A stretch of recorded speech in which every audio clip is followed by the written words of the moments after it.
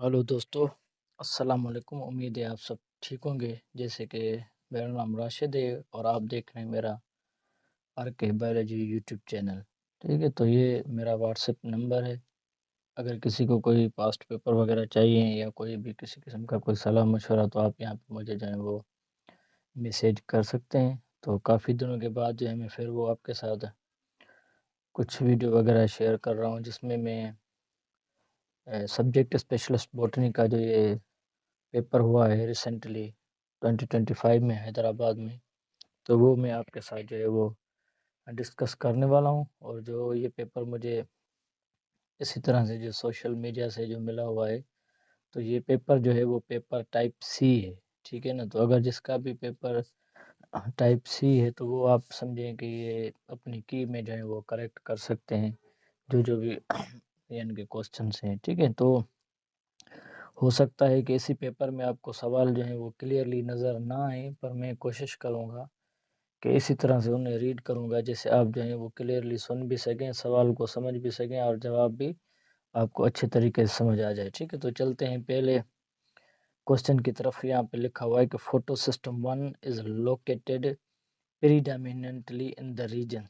तो सबसे पहले जो ये सवाल है वो बायो एनर्जेटिक्स से लिया गया है, और ये है सवाल है इसी तरह से हमारी जो सिंध टेक्स्ट बुक की जो पुरानी बुक है बायो एनर्जेटिक्स वाले चैप्टर में, ये इसी तरह से लिखा हुआ है कि जो फोटो सिस्टम 1 होता है हमारा, और कुछ एटीपी कॉम्प्लेक्सेस जो होते हैं वो हमारे अनस्टेक्ड रीजन में होते हैं ऑफ द थैलेकोइड मेम्ब्रेन। अब ये अनस्टेक्ड रीजन क्या होता है? देखें, जब हम बात करते हैं थैलेकोइड मेम्ब्रेन्स की, तो वो एक दूसरे के ऊपर यहाँ इसी तरह से वो पाइल अप करते हैं। जो एक दूसरे को ऊपर पाइल अप करते हैं, वो जो एज वाला जो रीजन होता है वो अप्रेस्ड होता है या स्टेक्ड रीजन होता है। ठीक है, बाकी जो साइड वाला जो छोड़कर ये रीजन होता है, तो ये नॉन अप्रेस्ड होता है और इनको कहा जाता है अनस्टेक्ड रीजन ऑफ द थैलेकोइड मेम्ब्रेन। तो आपका फोटो सिस्टम 1 जो होता है वो मोस्टली इन जगहों पे पाया जाता है, तो जिनका बी ऑप्शन है तो वो क्या है, सही है। दूसरा सवाल है, in plant tissue culture what does the term organogenesis mean? Organogenesis mean synthesis of organ. जब आप कोई ऐसी चीज़ रख रहे हैं या आप टिश्यू कल्चर करवा रहे हैं या कैलस फॉर्मेशन हो गई, उनके बाद अब जब उसमें ऑर्गन की फॉर्मेशन हो रही है तो उसको कहा जाता है ऑर्गेनोजेनेसिस। तो इनका जो है वो सही ऑप्शन है formation of root and shoot from callus culture. जब कैलस कल्चर से रूट और शूट निकलना शुरू हो जाए तो इसको ऑर्गेनोजेनेसिस कहा जाता है, और यही बी ऑप्शन सही है।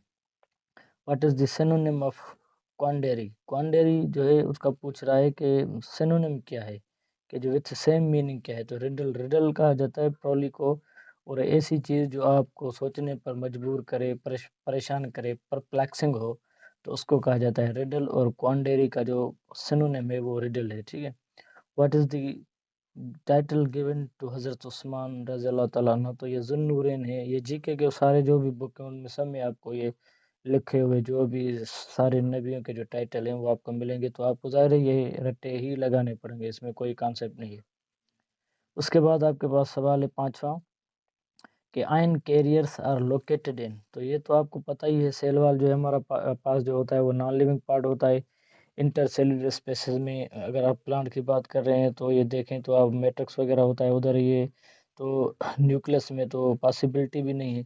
तो सेल मेम्ब्रेन हमारे वही सरफेस होते हैं। देखिए, अगर आप देखें सोडियम आयन हो गए, पोटेशियम आयन हो गए, या इंटीग्रल प्रोटीन्स हो गए, इंट्रिंसिक प्रोटीन्स, तो जो भी आयंस कैरियर होते हैं ना, तो हमारे कहाँ पे होते हैं, वो सेल मेम्ब्रेन में लोकेटेड होते हैं। ठीक है, उसके बाद चूज द करेक्ट स्पेलिंग। तो ये अकोमोडेट की जो ये वाली ACCOMMODAT जो है अकोमोडेट, तो ये वाली क्या है, करेक्ट है, और बी ऑप्शन सही है। ठीक है, और मैं एक बात बताता चलूँ कि स्टूडेंट कह रहे थे कि भाई काफ़ी जो है वो टेस्ट डिफ़िकल्ट थी, ये थी वो थी उधर से।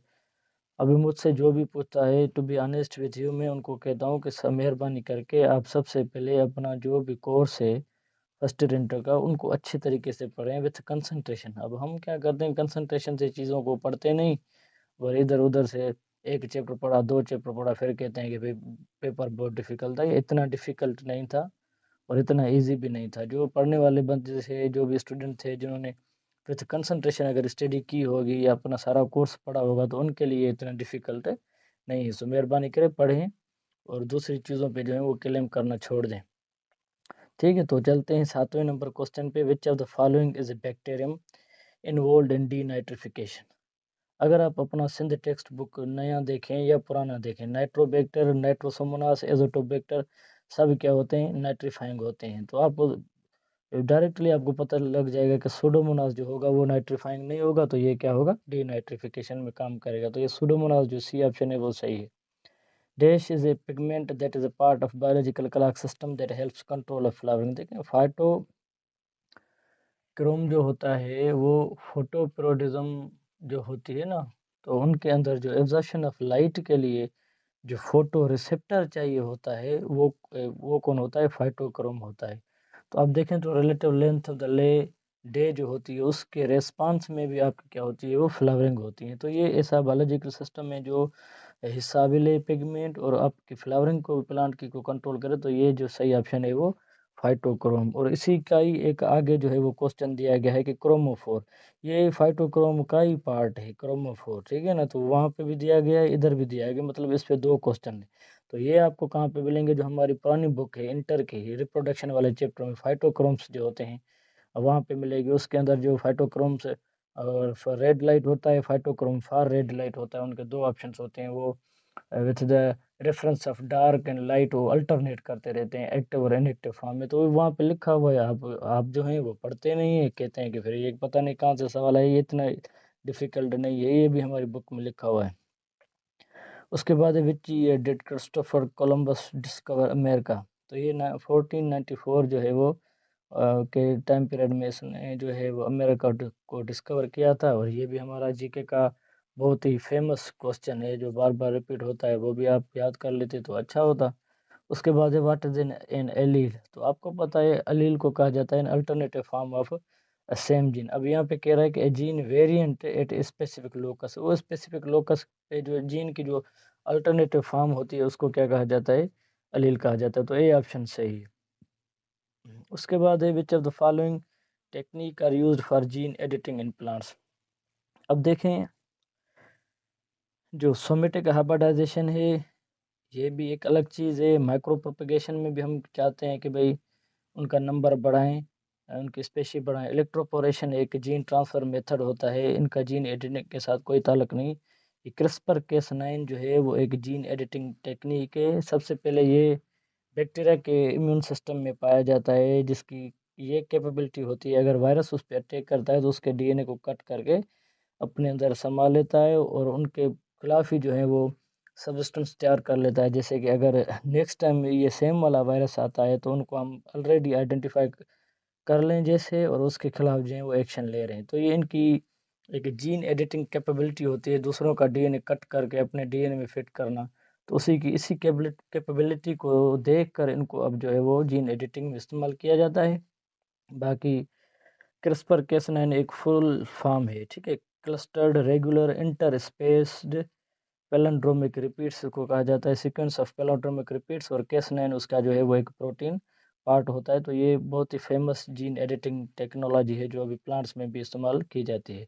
विच of the following is best suited method for production of virus free plants. अब देखें मेरिस्टम कल्चर, इसी तरह से मेरिस्टम कल्चर के नाम से ही हमारी न्यू बुक में बायोटेक्नोलॉजी वाले चैप्टर में टॉपिक है।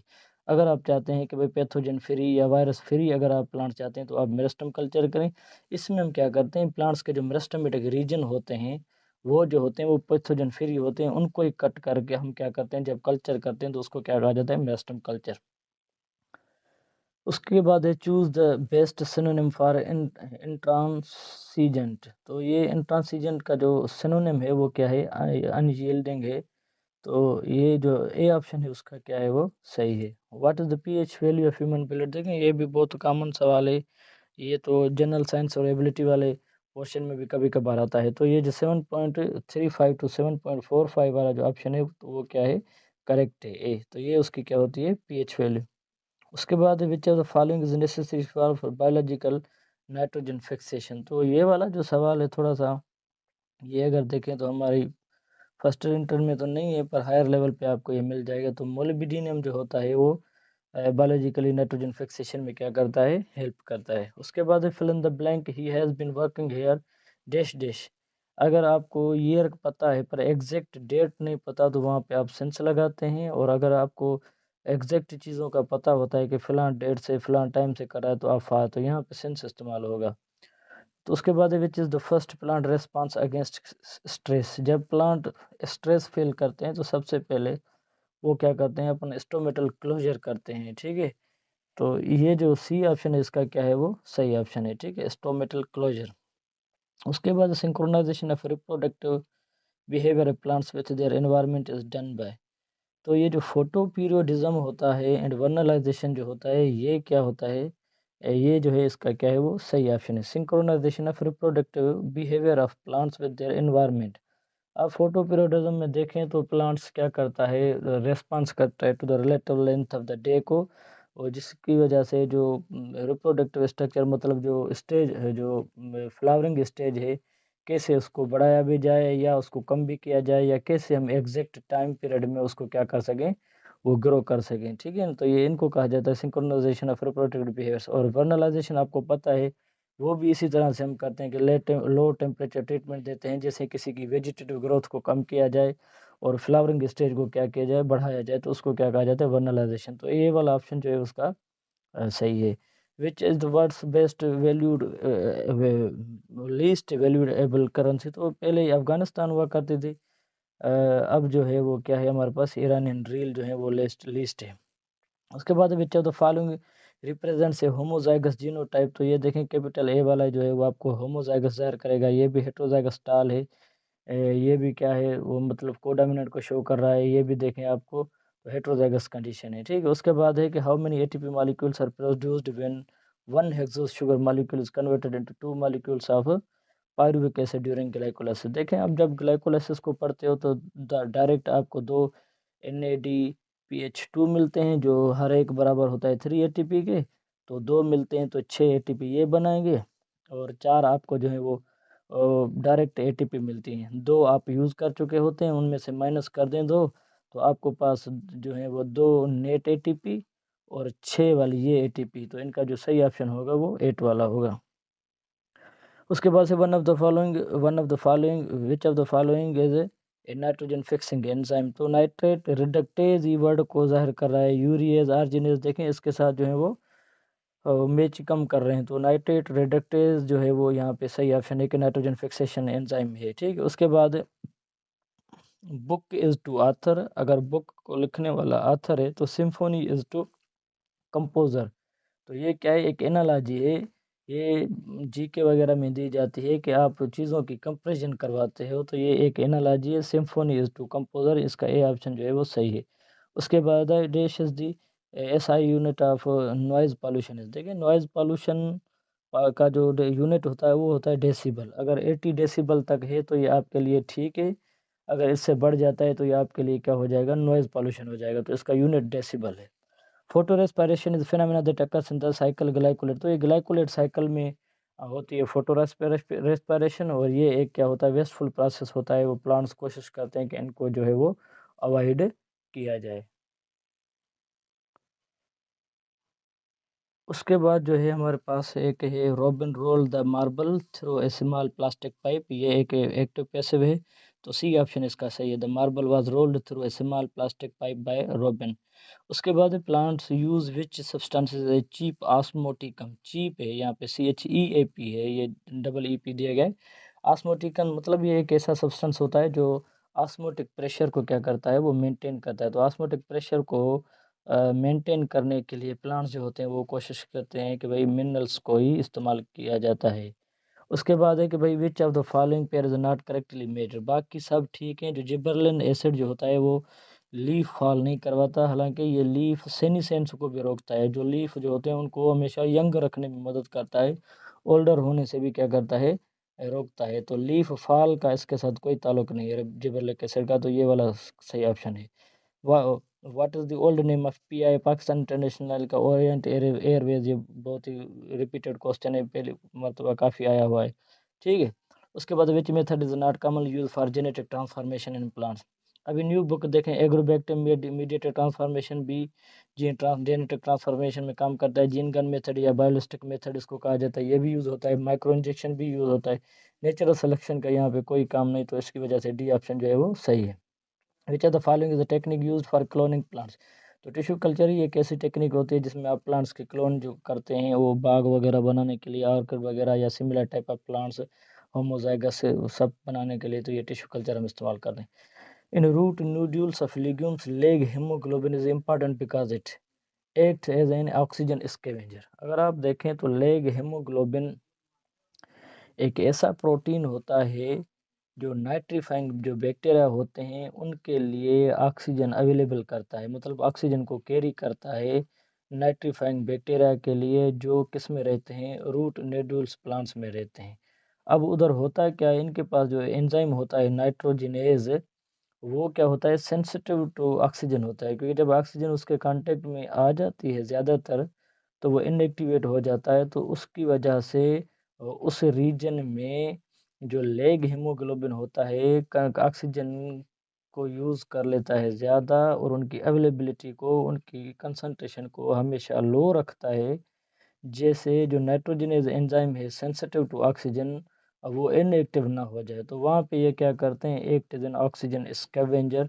तो इसकी वजह से इनको कहा जाता है ये यानी कि बी ऑप्शन जो है वो सही है, act as an oxygen scavenger, क्योंकि वो उनकी कंसंट्रेशन को बढ़ने भी नहीं देते। फिल इन द ब्लैंक में लिखा हुआ है the movie was so boring that I walked out before it ended. तो डी ऑप्शन इसके इधर सही है, ठीक है। Who coined the term black hole in 1967। तो ये जॉन व्हीलर, ये सारे जीके के रट्टे के सवाल हैं। जॉन व्हीलर जो है वो इन्होंने ब्लैक होल को डिस्कवर किया था। The portion of the pigmented protein which is responsible for the absorption of light.